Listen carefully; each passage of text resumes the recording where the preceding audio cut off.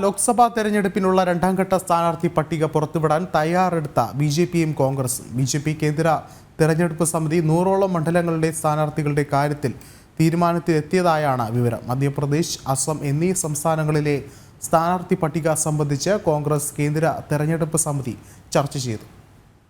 കൂടുതൽ വിവരങ്ങളുമായി ഗൗതം അനന്തനാരായണൻ ചേരുന്നുണ്ട്. ഗൗതം, എങ്ങനെ നോക്കിക്കാണാം?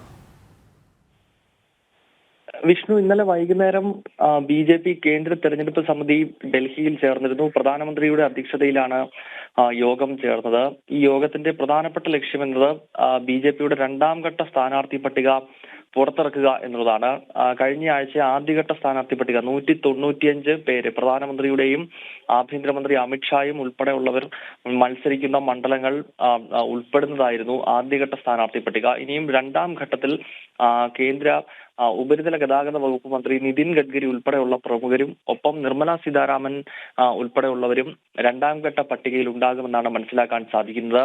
മഹാരാഷ്ട്ര പോലുള്ള വിശാലമായ സംസ്ഥാനങ്ങളിലെ മുഴുവൻ സീറ്റുകളുടെ പ്രഖ്യാപനവും ഒരുപക്ഷെ രണ്ടാം ഘട്ടത്തിൽ ഉണ്ടാകും. ഈ വിഷയങ്ങളാണ് ഇന്നലെ വൈകുന്നേരം ചേർന്ന ബി.ജെ.പിയുടെ നിർണായക കേന്ദ്ര തെരഞ്ഞെടുപ്പ് സമിതി ചർച്ച ചെയ്തത്. ഒപ്പം കോൺഗ്രസിന്റെ രണ്ടാം ഘട്ട സ്ഥാനാർത്ഥി പട്ടിക ചർച്ച ചെയ്യുന്നതിനായി ഇന്നലെ കോൺഗ്രസ് തെരഞ്ഞെടുപ്പ് സമിതി യോഗവും അധ്യക്ഷൻ മല്ലികാർജുൻ ഖാർഗെയുടെ നേതൃത്വത്തിൽ നടന്നിരുന്നു. കോൺഗ്രസിന്റെ രണ്ടാം ഘട്ട പട്ടികയും ഉടൻ പുറത്തിറക്കും എന്നാണ് എ.ഐ.സി.സി വൃത്തങ്ങൾ ഇപ്പോൾ അറിയിക്കുന്നത്.